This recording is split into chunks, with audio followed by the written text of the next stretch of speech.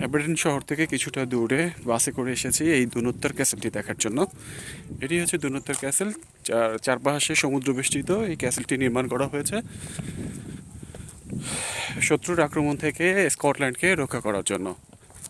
এটি এখন একটি ধ্বংসাবশেষ। এখন এখানে তেমন কেউ থাকেন না। এখন এটি ইতিহাসের সাক্ষী হয়ে দাঁড়িয়ে আছে সমুদ্রের মাঝখানে যে ছোট্ট একটি ভূখণ্ড পাহাড়, সেই পাহাড়টির উপরে। প্রতিদিন শত শত দর্শনার্থী এই দুনোত্তর ক্যাসেলটি দেখার জন্য পৃথিবীর বিভিন্ন প্রান্ত থেকে ছুটে আসেন। ক্যাসেলটিতে আসার আগে আপনাকে অনলাইনে টিকিট বুকিং দিয়ে আসতে হবে। পার টিকিট 8 পাউন্ড করে এবং সাথে 1 পাউন্ড ট্যাক্স আছে। সব মিলে একটি টিকিটের জন্য 9 পাউন্ড খরচ হবে। এটি যে দরজাটি দেখতে পাচ্ছেন, এটি ক্যাসেলের একটি সুড়ঙ্গ পথ। দুর্গটি এখানে এভাবেই তৈরি করা হয়েছে যেন বহিঃশত্রুর আক্রমণ থেকে এটিকে খুব সহজেই রক্ষা করা যায়। এর প্রবেশ দ্বার যেন কেউ সহজে ভেদ না করতে পারে, সেই লক্ষ্যে তৈরি করা হয়েছে এইভাবে এই ক্যাসেলটি। এখন আমরা প্রবেশ করছি দুনোত্তর ক্যাসেলের অভ্যন্তরের। এই গেট দিয়েই প্রবেশ করা হয় দুনোত্তর ক্যাসেলের অভ্যন্তরে।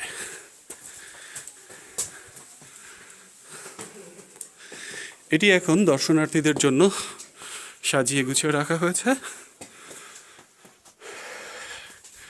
টিকিট কাউন্টার এটি। Now here I'm here and I'll talk to one of the keepers. She is Dunottar Castle, Joanna. Anna, would you please explain in brief the history of this castle? Yeah, so the Keith family owned this castle. It's got a very long history. It goes back to 1392 when the Keith family were given it by King Robert the Bruce, and it was one of the main parts of the area. Oh, is it built by Robert Bruce? One of his friends, yeah. He Oh, gave one it of to his friends. Okay. Yeah. Would you please explain who was actually Robert Bruce? What is his contribution in Scotland? Yeah, so he's a very important king, Robert the Bruce. So if you head there, if you Google him, he's very important. But he was a king that got Scotland's independence back in the day. Yes, we have read a lot about Robert Bruce because in our country, in our textbooks, there are so many stories about Robert Bruce. We study about Robert Bruce in our country. Yeah, he's very important. So it was his friend. He gave him the land, Okay. and then he built it. And the Keith, William Keith, he was called, and he made this castle what it is, and his family owned it for generations. Okay, fine. Is this castle for protecting Scotland, or is it? Yeah, so it was a big fortress. It was known as the safest place in Scotland. Oh, fine. Is it a fort? Yeah, it was. Yeah, it's a fortress. Yeah. Okay, but okay, can you tell me why this fort is built here? Because it's a very important location. So if you control this location, you control the whole of the northeast. So it's very important. Oh, fine, thank you. Can you tell me one more thing? That is, who tried to invade Scotland in this passage? Well, there was the Vikings, but also Oliver Cromwell laid siege to the castle as well. So there was lots of Are they from here. France or some other countries? No, mainly English. Mainly English. Mainly English, right? Then you were separated from English. Yeah. Okay, Joanna, I'm really grateful to you for having a short story or history from you. No problem. Thank you very much. No problem. Enjoy your visit. Okay, thank you. এতক্ষণ এর কাছ থেকে জানলাম যে এই ক্যাসেলটি কেন তৈরি করা হয়েছিল। আসলে ইংলিশ পিপুলদের হাত থেকে স্কটল্যান্ডকে রক্ষা করার জন্য এই ক্যাসেলটি তৈরি করা হয়েছিল এবং এটি আপনারা দেখতে পাচ্ছেন যে এক পাশে ভূখণ্ড আর বাকি তিন পাশে সমুদ্র বেষ্টিত একটি ক্যাসেল। ক্যাসেলটির সৌন্দর্য আমি ঘুরে ঘুরে আপনাদেরকে দেখানোর চেষ্টা করছি। শত বছরের পুরনো এই ক্যাসেলের পাথর নির্মিত এই ক্যাসেলটি এখন বিভিন্ন মশ এবং পিচ্ছিল গাছে আবৃত হয়েছে। তারপরে এখানে প্রতিদিন শত শত পর্যটক আসেন এটি দেখার জন্য। ক্যাসেলের গায়ে কী লেখা আছে সেটি একটু পড়া যাক। Legend has it that William Wallace in 1297 at just 21 used this postern to access Dunottar Castle with his untrained army, which led to the destruction of the English garrison inside. Other accounts say that this entry point was built for secret access to the castle approximately 400 years after Wallace's death. Recently, it has been adapted as a wishing well, with proceeds going to good causes. এটি সেই কুয়া। এখানে আপনারা দেখতে পাচ্ছেন কিছু pens এবং pounds রাখা আছে। যে সমস্ত দর্শনার্থী এখানে আসেন তাদের ভাগ্যের শুভকামনার জন্য তারা এখানে কয়েন নিক্ষেপ করেন। সিঁড়ি বেয়ে আমি এখন ক্যাসেলের অভ্যন্তরে প্রবেশ করছি, আপনাদেরকে ঘুরে ঘুরে দেখাবো এই প্রত্যাশায়। তো আসুন দেখি ক্যাসেলের অভ্যন্তরের কিছুটা অংশ কিছুক্ষণের মধ্যে দেখা যাক। এটি কিচেন, লেখা আছে কিচেন। এটি ক্যাসেলের একটি রান্নাঘর। This room became the kitchen in place of the original one located upstairs during modifications in the 16th century. আরও তথ্য এখানে আরও দেওয়া আছে, সেটি বলার মতো সময় নাই। আসুন তার মধ্যে আরও এই ক্যাসেল সম্পর্কে অন্য অন্য যে তথ্য আছে সেটি জেনে নেই। আমরা এসেছি আমার বন্ধু রাসেলের সাথে। রাসেল এখন আমার সাথে আছে। রাসেল, খুব সংক্ষেপে যদি এই কিচেন সম্পর্কে কিছু বলে। আচ্ছা, এটা দিনত্তর ক্যাসেলের কিচেন, এবং আমরা জানি এই কিচেন বাংলাদেশের যে রান্নাঘর সেই রান্নাঘরের কনসেপ্টের সাথে পুরোপুরি মিলে না। কারণ হচ্ছে এদের কিচেন মানে এদের বসার ঘর একই সাথে, এবং অর্থাৎ খাওয়ার ঘর, বসার ঘর, এবং এই যে যেটা দেখছেন এটা শুধুমাত্র তুলা না, এটা একটা ফায়ার প্লেস। এবং ইংল্যান্ডে খুব রেয়ার দৃশ্য যে মধ্যযুগের বড় ফায়ার প্লেস। এই বড় ফায়ার প্লেস আমরা দেখেছি এমিলি ব্রন্ট বিখ্যাত যে নভেল উইদারিং হাইটস, সেখানে আমরা দেখেছি যে এরকম বড় ফায়ার প্লেস, সেখানে ইমেজ আছে যে আর একটা পলিশড একটা বিল্ডিং এ সেখানে ছোট ফায়ার প্লেস। বড় ফায়ার প্লেস মানে it's full of life force. ক্যাসেলের একেবারে টপ ফ্লোরে যাওয়ার জন্য এখানে এই সিঁড়িটি, এখান থেকে ওয়াচ টাওয়ার ছিল উপরে, যেখান থেকে শত্রুর গতিবিধি লক্ষ্য করত। এটি সেই সিঁড়ি যে সিঁড়ি দিয়ে উপরে যাওয়া হতো। ডেঞ্জার নো এন্ট্রি এখানে লেখা আছে। এটি আসলে কিছুটা ভঙ্গুর, অনেকদিন আগের, 400 বছরের পূর্বের, যার কারণে এই সিঁড়ি দিয়ে এখন প্রবেশটি নিষেধ আছে। তখন আমার বন্ধু রাসেলের কাছ থেকে শুনছিলেন এখানকার কিচেন সম্পর্কে। এখন আমি অতি সংক্ষেপে এই ক্যাসেলের আরেকটি তথ্য আপনাদেরকে দিব। এই ক্যাসেলটি দখল করেছিলেন উইলিয়াম ওয়ালস, যিনি ব্রিটিশ সাম্রাজ্যের বিরুদ্ধে আন্দোলন করেছেন, এবং যার সম্পর্কে আপনারা একটি মুভি দেখে থাকেন স্কটল্যান্ডে, সেটা হচ্ছে ব্রেভ হার্ট ছবি। এই ব্রেভ হার্ট ছবির কাহিনীটি তিনি নির্মিত হয়েছে এই ওয়ালস সম্পর্কে, যে ব্রিটিশ সাম্রাজ্যের বিরুদ্ধে যুদ্ধ করেছিলেন, এবং এটি দখল করার পর পরবর্তীতে তিনি যুদ্ধে হেরে যান, এবং সেই যুদ্ধে পরাজিত হবার পর তাকে নির্মমভাবে হত্যা করা হয় জনসম্মুখে ব্রিটিশ বাহিনী কর্তৃক। ক্যাসেলের সৌন্দর্য বৃদ্ধির জন্য এখানে গোলাপের চাষ করা হয়েছে। এটি ক্যাসেলের সৌন্দর্যকে বৃদ্ধি করছে। এটি আসলে একেবারে পাহাড়ের চূড়ায় আমরা আছি, অত্যন্ত মনোরম পরিবেশ। আসুন আরেকটু আপনাদেরকে ঘুরে ঘুরে দেখায়। আমার সাথে বন্ধু রাসেল আছে, সে আমাকে সহযোগিতা করছে। এই যে ক্যাসেলের আরও কিছু জায়গা, আগেও কেউ দেখছি যে এখানে হিস্ট্রি বুক নিয়ে সেটি দেখছেন। প্রতিদিনই আমি বলেছি শত শত পর্যটক এখানে আসেন এটি এর সৌন্দর্য উপভোগ করার জন্য। Do not climb on the building. বিল্ডিংয়ের রক্ষণাবেক্ষণের জন্য এটি যেন দীর্ঘদিন টিকে থাকে, যার জন্য কিছু রেস্ট্রিকশন এখানে তৈরি করা হয়েছে। পর্যটকরা সকল রেস্ট্রিকশন এখানে মেনে চলার চেষ্টা করেন। ক্যাসেলের অভ্যন্তরে একটি কক্ষে প্রবেশের চেষ্টা করছি। এই যে আপনারা যে স্কোয়ার চতুর্ভুজ আকৃতির যে খোপগুলো দেখতে পাচ্ছেন, এগুলো আসলে এখান থেকে অস্ত্র দিয়ে ওয়াচ করা হতো যে অন্য সৈন্যবাহিনী সেখানে আক্রমণ করছে কিনা, সেটি ওয়াচ করার জন্য এই খোপগুলো রাখা হয়। ক্যাসেলের সৌন্দর্য সত্যিই মনোরম। আমরা আরেকটি কক্ষে অভ্যন্তরে প্রবেশ করছি দেখার জন্য যে এইখানকার কিভাবে এই প্রতিরক্ষা নিশ্চিতকরণের জন্য এই কক্ষগুলো তৈরি করা হয়েছিল। এটি একটি ফায়ার প্লেস। এটি শীতপ্রধান দেশ, যার কারণে প্রত্যেকটি কক্ষের সাথে একটি করে ফায়ার প্লেস আছে, যেখানে আগুন জ্বলত কক্ষগুলোকে উষ্ণ রাখার জন্য। সম্ভবত ক্যাসেলটি তৈরি করেছিলেন আর্ল মারিশাল। তার সম্পর্কে কিছু তথ্য এখানে দেওয়া আছে, সেটি একটু পড়ি। Travel was a regular occurrence for the Earl Marischal, who owned estates throughout Scotland and was in regular attendance on the king. সমুদ্রের সম্মুখ ভাগে হেঁটে যাচ্ছি আপনাদেরকে এখানকার সৌন্দর্য উপভোগ করার জন্য। আপনারা যে ঘাসগুলো দেখতে পাচ্ছেন সমগ্র স্কটল্যান্ডে এই ঘাসগুলো প্রতিদিন কেটে কেটে সাজিয়ে গুছিয়ে রাখা হয়। এই ক্যাসেলের অভ্যন্তরেও তার ব্যত্যয় ঘটেনি।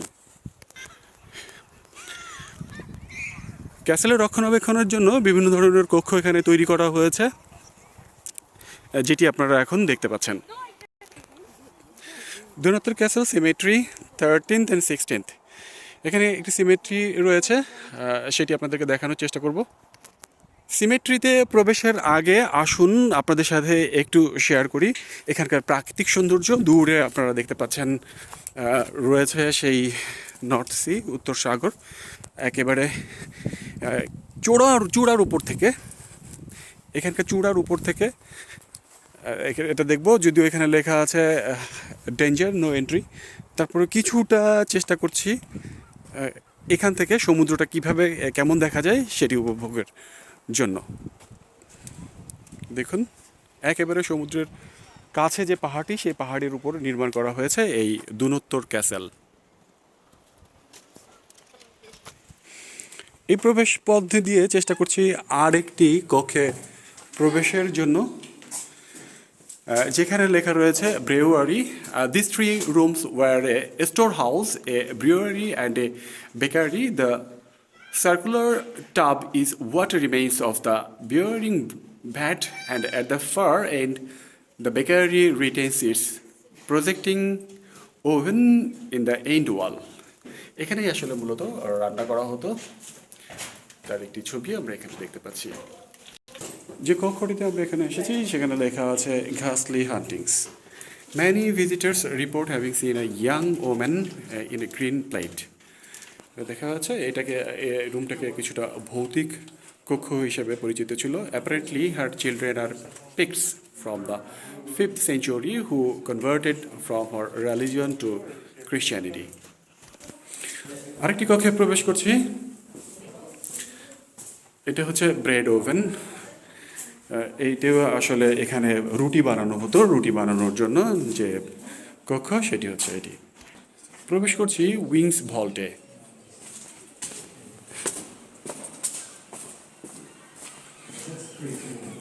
এখান থেকে এখান থেকে সমুদ্রের সৌন্দর্য অবলোকন করা হতো এবং যে ইয়াটি ছিল শত্রুদের গতিবিধি লক্ষ্য করার জন্য এই প্যাসেজটি ব্যবহার করা হতো। আসুন এখান থেকে এখানকার প্রাকৃতিক সৌন্দর্য উপভোগ করি।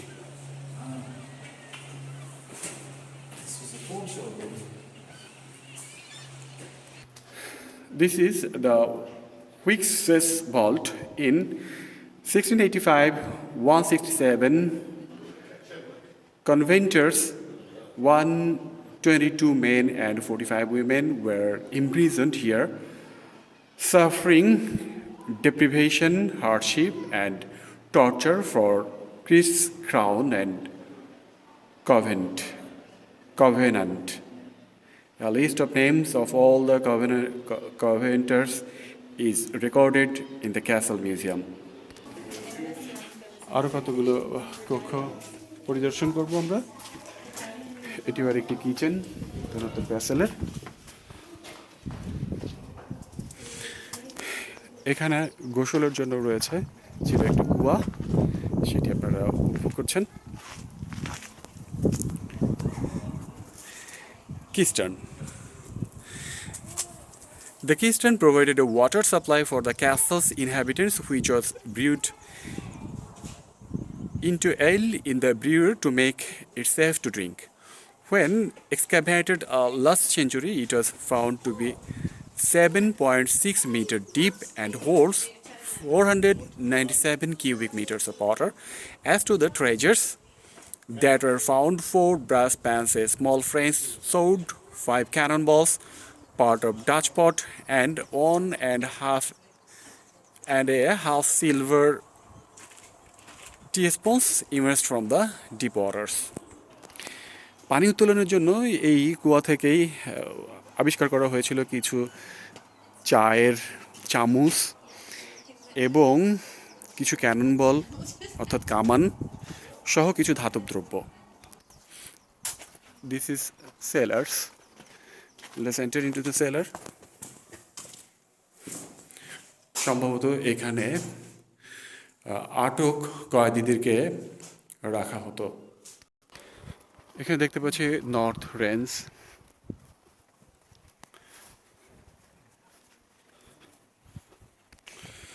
বহু কক্ষ বিশিষ্ট এই ক্যাসেলটি ঘুরে ঘুরে দেখাতে আরও অনেক সময়ের প্রয়োজন, তবুও চেষ্টা করছি। এটি আরেকটি কক্ষ। এটি হচ্ছে West range. Through the door in front of you is one of 7 chambers or lodgings which were probably living quarters for important members of the castle staff. এই যে ছোট ভবনটি দেখতে পাচ্ছেন, এখানে যে কক্ষগুলো রয়েছে, এই কক্ষগুলোতে এই ক্যাসেলের যে সমস্ত গুরুত্বপূর্ণ কর্মকর্তা ছিল তাদের বসবাসের জন্য এই কক্ষগুলো নির্মাণ করা হয়েছে। সেরকম একটি কক্ষে প্রবেশ করা যাক। লম্বা করে ক্যাসেলটি ছিল। আপনারা দেখতে পাচ্ছেন পুরো ক্যাসেলটি নির্মাণ করা হয়েছে পাথর দিয়ে। অ্যাবারডিনকে বলা হয় এ সিটি অফ গ্রানাইট। এখন সিমেন্টের মাঝে এসেছি কিছু কক্ষ পরিদর্শন শেষে।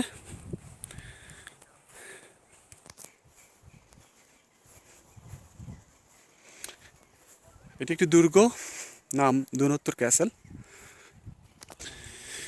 দুনত্তর ক্যাসেল থেকে বহির্গমনের রাস্তা এটি। Exit. Please be aware of visitors at the bottom of these steps and maintain physical distance from them because it is the situation of pandemic. Pathway slippery. When wet, please use handrail. বেরিয়ে যাওয়ার এই রাস্তাটি পাথরে নির্মিত হলেও খুবই slippery, পিচ্ছিল, তাই পাশে হ্যান্ডেল ব্যবহার করা হয়েছে, যেটি ধরে ধরে আপনি বেরিয়ে যেতে পারবেন। Hello, how are you? Fine, thank you. And yourself? I'm fine also. Where are you from? Fraserburgh. Sorry? Fraserburgh. Oh yes, I'm from Bangladesh. Beside Peterhead. Oh yeah, but yeah, are you Scottish? Yes. Yeah. Okay. If I ask something about this castle, would you please tell us something about this castle especially? It's Dunottar. It's to do with William Wallace. Okay. He's a big part of the Scottish history. Oh You fine. see the What's the film importance of Braveheart. this castle actually? Strategically, really, it was one of the most fortified castles in Scotland. Restricted access because of where it is, from the sea, from the cliffs. And if you look around, you can see there's vantage points in the tower. Yes, I see. There's outposts as well at the other side. Oh yes. And at This- one point, the crown jewels were actually here. They were hidden here, and they were smuggled out the back over the cliffs. And someone, like disguised as a fishwife, like smuggled them away. Wow. So- It's really interesting. Oh It yeah. is, yeah. And there's loads of like information bits all over the place that sort of tell you what's going on. Oh, that's good. This is so nice to meet you, and have a good day. You as well. Thank you very much. Thank you. Take care. Okay bye. এখন আমি আপনাদের সাথে share করব এই দুনত্তর ক্যাসেলের এই যে map, সেই ম্যাপটি।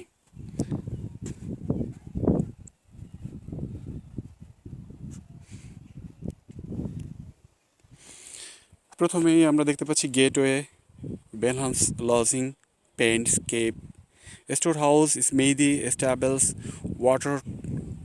ওয়াটারটনস lodging, chapel, graveyard, quadrangle, Kistran, silver house, bowling green, west range, north range, east range, Marischal suite, Whicks vault and drawing room.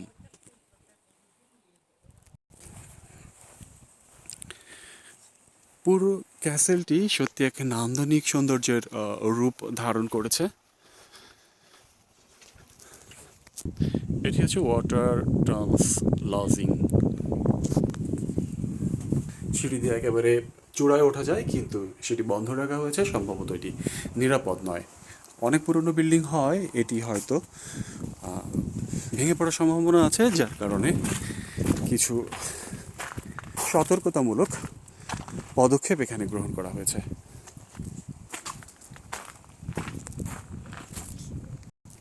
অ্যাবারডিন শহর থেকে আপনি ইউনিয়ন স্কোয়ারে আসলে বাসে 5 থেকে 7 পাউন্ড নিতে পারে। আপনাকে একেবারে সরাসরি স্টোন হ্যাভেনের এই দুনোত্তর ক্যাসেলের সামনে নামিয়ে দিবে। এটি হচ্ছে দুনোত্তর ক্যাসেল সম্পর্কে তাৎক্ষণিকভাবে যেটা জানা গেছে সেই তথ্য আপনাদের সাথে শেয়ার করেছি। সকলে ভালো থাকবেন। আল্লাহ হাফেজ।